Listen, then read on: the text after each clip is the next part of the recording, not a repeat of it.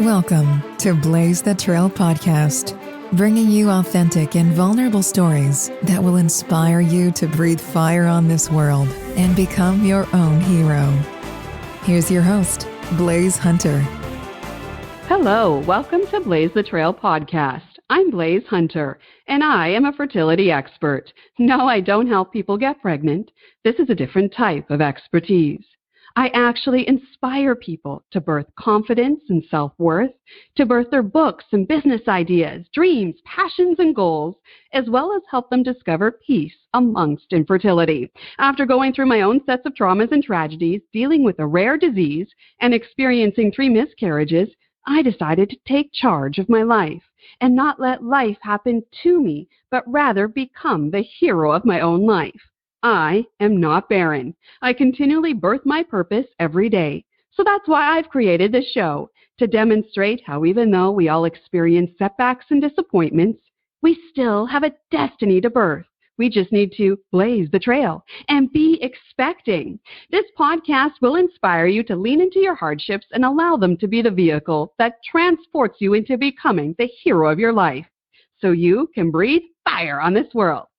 This week's episode is called The Artisan Nation, and some points we'll cover are how a woman is using her passion for fabrics to change lives, what drives the human spirit, and how the challenges of COVID launched a project that is empowering women across the world. And I have my friend here, Daniell, to speak on this topic.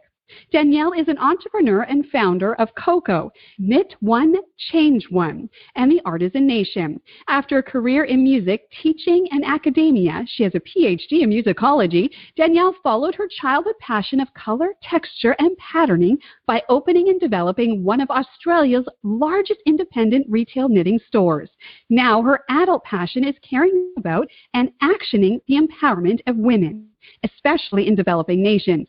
From her travels across the world and working alongside some of the most beautiful, smart, and talented women, Daniell's mission is to enable them to have an identity and for their voices to be heard.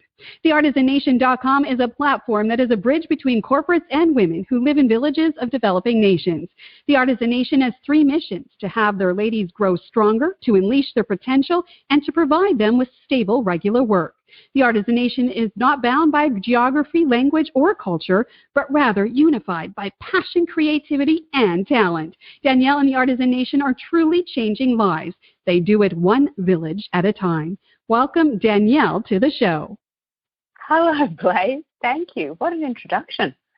Thank you. I'm just so honored to have you on today. You know, it is my passion to empower women, and here I am speaking with another woman who has that same type of mantle to take that up and really change the world. And so I'm just truly honored to have you on today. Thank you so much. Most welcome. And again, thanks, Blaise. Awesome. So we talked a little bit about your backstory of how you were in musicology and academia and transition, but maybe tell me a little bit more about your journey and how you went from studying music and academia to changing lives across the world. I know it seems a bit disjointed, but it was really easy and quite organic, actually. Both the fields require a degree of sequential thinking and analysis, so they just morphed and flowed from one into the other. And I was really aware that both the fields needed to become more commercial.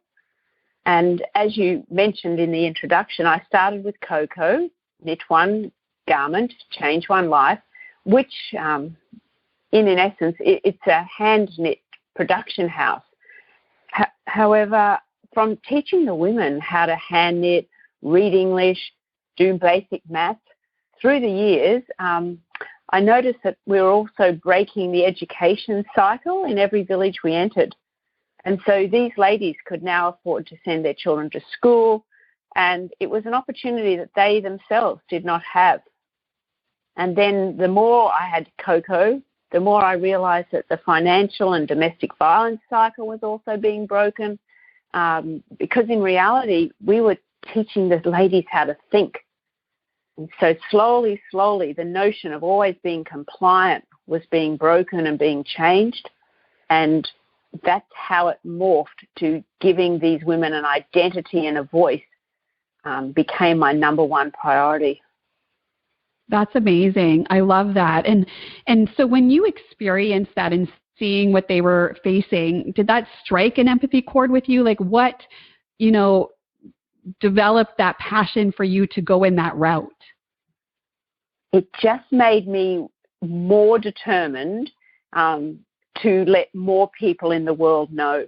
So the more I realized that we were changing lives along the journey, the more I realized that it was so important for more people to become involved and let the whole world know about them. Absolutely. I always say your pain is your purpose. And sometimes that actually means your, trauma pain, your emotional pain, the physical pain you've been through in your life. But it could also mean just a problem you've identified in this world that you want to help fix. And I think that truly speaks to your journey, is that you identified a problem and it became your passion and your purpose to help fix it, don't you think? Yes, because I've always been a bridge my whole life. The Artisan Nation is a bridge. It connects the women in developing countries with corporate, and I myself have been a bridge between my two parents. One parent was raised from a very wealthy background, and one was a very poor background. So I sit very strongly personally in that bridge space. So when I saw these women, I knew that I had the skills to help change the lives of them, not only one villagers, but, there's no resting until we have hundreds of them. Oh, that's amazing. Yes. And I love that analogy of the bridge, because I think I can relate to that too. I like to empathize deeply and connect deeply with people. And, part of that mission is when I went through my own infertility and 3 miscarriages, I wanted to bridge that gap, that there was something missing in the system and the empathy factor on the front lines with doctors and the patients and parents. So I can totally relate to being that bridge of trying to make something better and make the world a better place. So I think that's what you're doing with all of your work with the Artisan Nation. Maybe explain to me how that came about, because you went from cocoa. How did you actually develop the Artisan Nation? Well, the Artisan Nation came about as a direct result of the COVID lockdown. At the beginning of the lockdown, I was sent an email from an Indian colleague, and the email said, there are 16 million people in this country that are unemployed right now that are directly involved in the fashion industry. Can you do something? And from working in the country for many years, I knew that the majority of these people were women and they were from villages. So the answer was a resounding yes. And hence the artisannation.com was born. It was a nation that was not going to be bound by geography, language, and culture. And it was a nation that is bound by creativity, passion, and talent. Its DNA is to empower women from developing countries. And so, as I mentioned before, the Artisan Nation is a platform, and it's a direct bridge between corporates who care about women having a voice and finding their identity, and the women themselves that are from developing countries. And I realize that right now there's a lack of synergy between corporate money and women living in developing countries. And so the artisannation.com is the bridge that I invite everybody to walk across. That's phenomenal. And it's still so new, and yet you've really created a foundation that is just a ripple effect. And so was it received very well, very quickly, or has it been a hard season with COVID and trying to develop this, or what's been your experience with developing it? It's been really well received because, I could make a bit of a joke out of it, Blaise, but really it's true, right, that you and I were born a woman. We're both raised in this male-dominant world. And I don't know one woman that I've ever spoken with that can't, relate to and want to stand up and be counted for the empowerment of women. So everybody that I share the Artisan Nation with immediately engages and hooks onto it. I love that, because it really takes support from all to create this new type of empowerment where it's not women are better than men. It means we're leveling up where we stand in our power, and women know it. and support one another instead of tearing each other down, that we can provide opportunities for people, not just in first world countries, but in everywhere, every part of the world, right? Yes. And the majority of women actually live in developing nations. Yes. Oh, I love this conversation because I think it's so important to really highlight these types of projects, highlight what you're doing. It's coming from such a passion-filled place. So that leads me into my next question. What drives your passion about empowering women? Well, as I mentioned before, it's this whole female thing that, I was born a woman. I was raised by a working mother. I went to an all-girls school where I was constantly told that women could do anything. And then I entered the workforce and I realized that life is really not like that at all. And it really is a male-dominant place.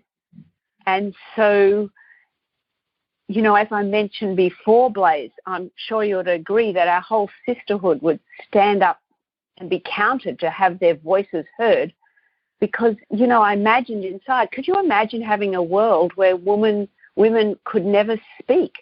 And imagine a world where if they did speak and had their own thoughts, they would be hit or psychologically, screamed at or psychologically damaged. And that's what it's like for these women in developing countries, or for the most of the women. They were raised to be compliant.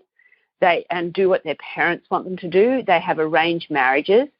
And if they speak with their own thoughts, there really seriously is severe psychological and physical consequences.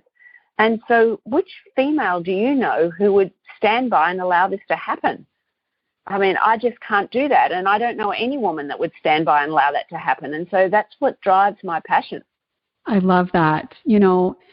We talk about, I can't even imagine living in those types of cultures, because we are very fortunate to be in, developed nations where we have rights and different things. But, equal rights is still not equal. Even in where I am in Canada, I'm not sure how it is in Australia, but, I didn't have self-esteem growing up. I didn't have a good outlook on myself. So even though in Canada, I allowed boyfriends to physically and emotionally abuse me, I allowed them to take my voice away. And that's been my journey with my book and my Blaise the Trail podcast and my work that I do, is that releasing those shackles of silence and removing the muzzle of shame, and that my voice shouldn't be heard, and to allow myself to step into that. So I can relate, I feel for those women in those different countries and those different cultures that have their voice being taken away. And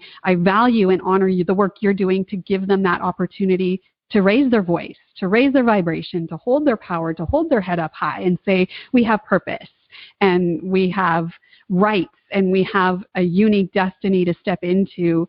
And just because we're women, that doesn't mean anything. It means we're just empowered. And I love that work that you're doing. And I love how you're empowered, because of my life experiences, I'm empowered to do that and change the world one voice at a time, right? And that's what we're supposed to do together, right? Yes. My mission is to change one village at a time. Yes. We all have this unique path, and that's yours. And it's amazing. And you're doing it. That's amazing. Thank you. Thank you. And so you've seen the real struggles of all these different women all over the world. My show's all about being vulnerable. What is something that you've personally struggled with and overcome, or want to overcome? Well, you won't be surprised to hear, Blaise, that it is having a voice. So when I was a little girl, I was really scared to speak. And I was so scared to speak, and I was so scared to express myself, that I actually failed year 12 English. Wow. And so when you fail English, you can't get into any universities. So that's just being a big disappointment to anybody. Right. And I just didn't ever want to do the wrong thing. And so I became very scared, and I know what it feels like to want to please and to consequently be compliant, because you can't please. And so we all have our own identity wrapped up in our family and work life. And if our identity is a family life of subservience, there is no work for the women in developing countries, that would mean that more than 1/10 of the world's population would have their voices suppressed and be unsupported. And that's how I came into realizing that, helping these people and female empowerment is so important. The Artisan Nation, as I explained before, has at its very core to enable these women to have stronger bodies, to unleash their potential, and to have them all attain stable work. And this is what will enable these women to overcome their obstacles. So I'm gathering a team of women that together we will support other women in developing nations to overcome their struggles. That's amazing. Like, wow. And to know that you struggled, with your own voice at one point in your life, that's amazing that you're using that and channeling it and changing, like you said, one village at a time and changing the world and empowering each other. And you not only empower others, I'm sure as you can attest, like along with my work, I empower myself every time I give and every time I do this. It's an empowerment to myself, actually.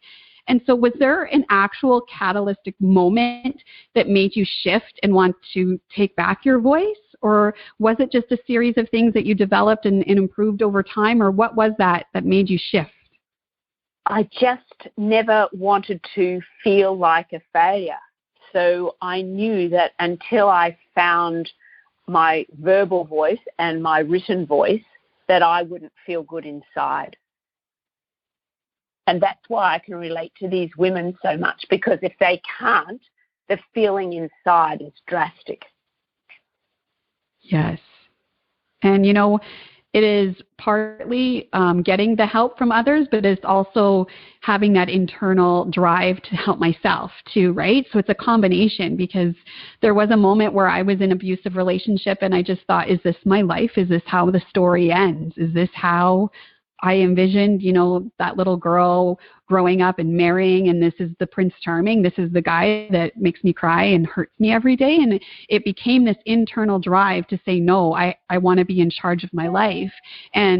But sometimes we don't have that. Sometimes we don't have the luxury of having that inner dialogue. So we need the others to help and support and give us different perspectives and opportunities. And I think that's where you play an important role, is you're creating this opportunity to help women and help them see that they do have a voice and they do have a purpose. So I really, truly attest to like what you're doing in this world and applaud you for it.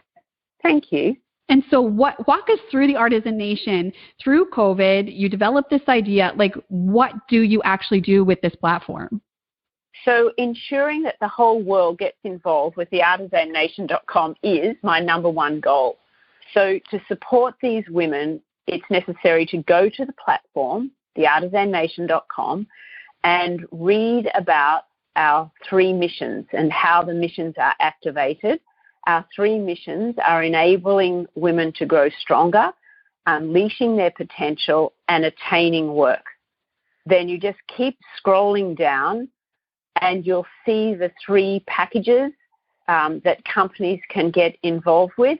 An individual can become involved, but really it's companies to become involved, because we do need to change one whole village at a time, not just one family at a time.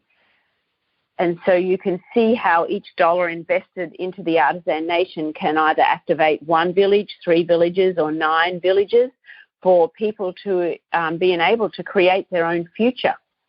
And if you go to the artisannation.com, you'll see all that laid out on the front page. And then if you scroll down, you'll see a bit about me as well. Yes. And you're like we've been learning about, you are just a fabulous woman. And I really know that it's coming from a heart place. And I think that's what's so important, is we can change the world. We can change a voice. We can change a village, but always checking back that it's coming from that heart space, because you can move mountains when it's tapped into that right source. Don't you think? 100%. And the more that companies feel connected with developing these women in developing countries, the more that they will realize that the world will be a more colorful place if they get engaged with the artisannation.com. And so the world needs both sides of the bridge to work equally. Yes. And I believe, vulnerability and connection and collaboration are what drive the human spirit. Why is connecting and bridging so important to you? Oh, connecting women from around the world is crucial. Could you imagine a world that was all run by men and there were no females or no female voices? It's a place where women need to stay inside, or, if women had to stay inside all day and connect with no one, how could that possibly be? And apart from anything else, Blaise, I'm sure you know, connection between women prevent anxiety and depression. And we all know that connection contributes to life purpose and longevity. Connection is super important, because these women from villages in developing countries don't have enough connection. There is a high mortality rate. And how could you, or would you, stand by and allow this to happen when you know all you need to do is join the artisannation.com or send an email? All you've got to do is decide which group of women that you would like to connect with. And, connection is the key. It is. Connection is everything.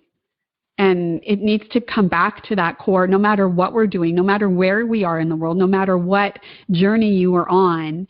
We need to get back to that core value of connecting to one another, right? 100%. Fabulous. So what is next for you? How can people get involved if they're interested, no matter where they are in the world? And how can people connect with you if they're needing more information? People can connect with me directly through the artisannation.com. You can click on it there and directly connect with me. It's Daniell at the artisannation.com. But to get involved, they need to go to the artisannation.com, decide how many villages they want to support, and it has a line there, get in touch by emailing me and click here. Wonderful. Anybody who gets involved, we give them monthly feedback via their own personal video. So it's like watching a documentary. The subscriptions are monthly. So instead of subscribing to a popular streaming movie platform, they can watch their own personalized documentary of how the impact that they are having on the Artisan Nation is supporting these women and enabling them to have a voice and to have their identity known by the whole world. That's amazing. What a phenomenal project that you've just tapped into organically, because you're coming from that heart space and coming from that desire to bridge gaps. So thank you so much for coming on today. Is there anything else you wanted to add or touch on? No, thank you so much, Blaise, for having me. It's been a pleasure. Wonderful. We'll just recap some of the things we talked about, how Daniell and the Artisan Nation is changing lives across this world. Connecting women from around the world is crucial. Connection reduces depression and anxiety amongst women in these nations. The Artisan Nation is changing one village at a time, and Daniell is committed to bridging those gaps across this world. So thank you so much for coming on today and just sharing your heart with us. So we appreciate you sharing your project and your passion and what you're doing for the world. Thank you so much, Daniell. Thank you. Thanks very much, Blaise. If you want to learn more about my consulting programs, purchase my book, or have me speak at your next event, visit blaisehunter.com. I do have a free offer for everyone. You know, we're in a pandemic. Sometimes we can feel lost and overwhelmed and have anxiety. Well, what do we do when we're driving and we feel lost? We Google Maps that stuff, right? We go to the map. So I've created a map video of how to guide you through the mess of the day of overwhelm and anxiety and get you back to a place of peace and balance. So head to my website, head to the free offers tab. You can download my map video there. And that's it for this week's episode. Challenge yourself to be vulnerable, lean into the difficulties, and have those open conversations so we can rise up as the heroes of our lives and let us breathe fire together. If you've enjoyed this show, please subscribe and support Blaise the Trail podcast. Reviews are always welcome and very much appreciated. Thanks for listening. I'm Blaise Hunter. You've been listening to Blaise the Trail with Blaise Hunter. To learn more about how you can breathe fire and unleash the hero within, or to listen to past episodes, visit blaisehunter.com.